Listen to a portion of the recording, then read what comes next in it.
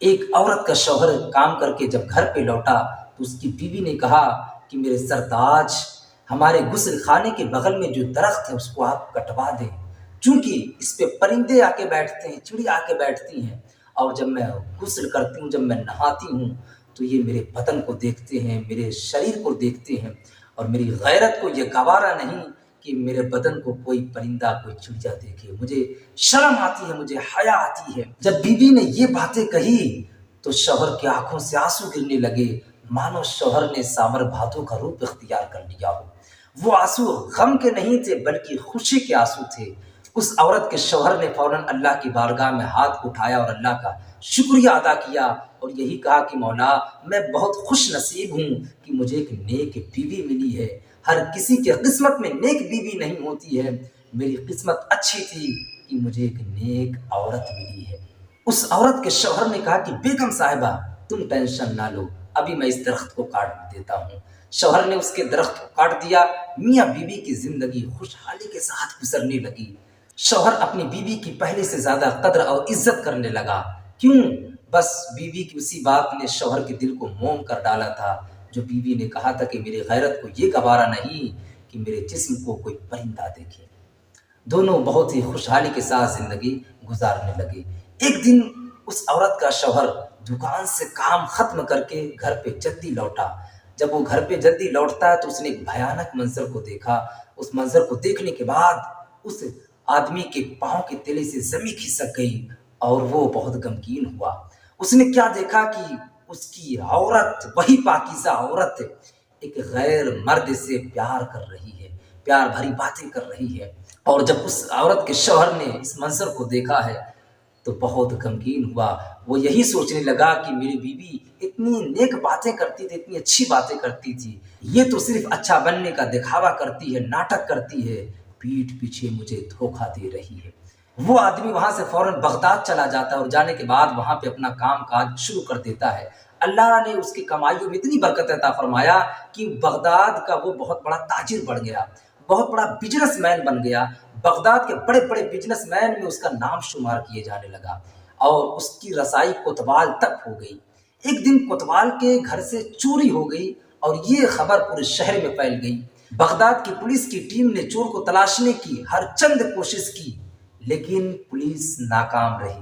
آپ میری بات کو سمجھ رہے ہیں نا کہ پولیس ناکام رہی، پولیس ناکام رہی۔ آپ اس بات پہ ضرور غور کیجئے گا۔ اور اس بات کی خبر جب بزنس مین کو پہنچی تو بزنس مین نے کیا دیکھا کہ اس کوتوال کے گھر پہ ایک شیخ صاحب آتے اور جاتے تھے، اور وہ شیخ صاحب پورا پیر زمین پہ رکھ کے نہیں چلتے تھے، یعنی ایڑی کو اٹھا کر چلا کرتے تھے۔ اور یہ بات بزنس مین کو سمجھ میں نہیں آئی تو وہاں کے رہنے والوں سے بزنس مین نے پوچھا کہ بتاؤ شیخ صاحب، پورا پیر زمین پہ رکھتے کیوں نہیں ہے، ایڑیاں اٹھا کے کیوں چلتے ہیں؟ تو لوگوں نے کہا کہ یہ بہت نیک ہے، متقی پرہیزگار ہے، یہ پورا پیر زمین پہ اس وجہ سے نہیں رکھتے ہیں چونکہ ان کو لگتا ہے کہ اگر میں پورا پیر زمین پہ رکھوں گا شاید میرے پیر کے نیچے اللہ کی کوئی چھوٹی موٹی مخلوق آ کے ہلاک نہ ہو جائے، جیسے چونٹی اور کیڑے مکوڑے۔ وہ بزنس مین اس بات کو سننے کے بعد فوراً کوتوال کے گھر پہ گیا اور جانے کے بعد کہتا ہے کہ کوتوال صاحب اب آپ کو پریشان ہونے کی ضرورت نہیں ہے، آپ کے گھر سے جو چوری کر کے لے کے جاتا ہے سامان، میں نے چور کا پتہ لگا لیا ہے۔ کوتوال بہت خوش ہوا، اس نے کہا کہ نام بتاؤ کون ہے؟ تو کہا کہ آپ کے گھر پہ جو شیخ صاحب آتے وہی چور ہیں۔ کہا کیا بات کر رہے، وہ نہیں ہو سکتے ہیں۔ کہا آپ ان کو بلاؤ۔ پہلے شیخ صاحب کو بلایا گیا، پھر بزنس مین نے کہا کہ شیخ صاحب کے گھر پہ تلاشی کروائی جائے۔ جب پولیس کی ٹیم نے شیخ صاحب کے گھر پہ تلاشی کیا تو کوتوال کے گھر کا مال جو چوری ہوا تھا وہ شیخ صاحب کے گھر سے برآمد ہوا۔ پھر کوتوال نے کہا کہ شیخ صاحب ہم تو آپ کی بڑی رسپیکٹ کرتے ہیں، بڑی عزت کرتے ہیں، آپ اگر ایک بار بھی کہتے تو ہم اپنے سر پہ سامان لے جا کے آپ کے گھر پہ رکھ کے آتے، آپ نے ہمارا بھروسہ توڑ دیا ہے۔ دوستو آپ بھی اس بات کا خیال رکھنا، کبھی بھی زندگی میں کسی کا بھروسہ نہ توڑنا۔ پھر کوتوال نے بزنس مین سے پوچھا کہ بتاؤ تم کو پتا کیسے چلا کہ شیخ صاحب یہاں سے مال اٹھا کے لے کے جاتے ہیں، چوری کر کے لے کے جاتے ہیں؟ تو بزنس مین نے کہا کہ مجھے کسی نے بھی نہیں بتایا، مجھے میرے گھر کے درخت نے بتایا کہ جو باہر سے جتنا نیک دکھتے ہیں اندر سے وہ اتنا نیک ہوتے نہیں۔ جو باہر سے جتنی اچھی باتیں کرتے ہیں ان کا دل اندر سے اتنا زیادہ سنگ اور کالا ہوتا ہے۔ آج ہمارے بھی حالات ایسے ہی ہیں، ہم باہر سے دکھتے کچھ اور ہیں، اندر سے ہوتے کچھ اور ہیں۔ ہم باہر سے مومن دکھتے ہیں لیکن اندر سے ہم کافر والے کام کر رہے ہوتے ہیں۔ ہم سامنے سے حسین کے نعرے لگا رہے ہوتے ہیں لیکن اندر سے یزید والے کام کر رہے ہوتے ہیں۔ ہم سامنے سے مسلمان تو دکھتے ہیں لیکن اندر سے ہم فرعون والے کام کر رہے ہوتے ہیں۔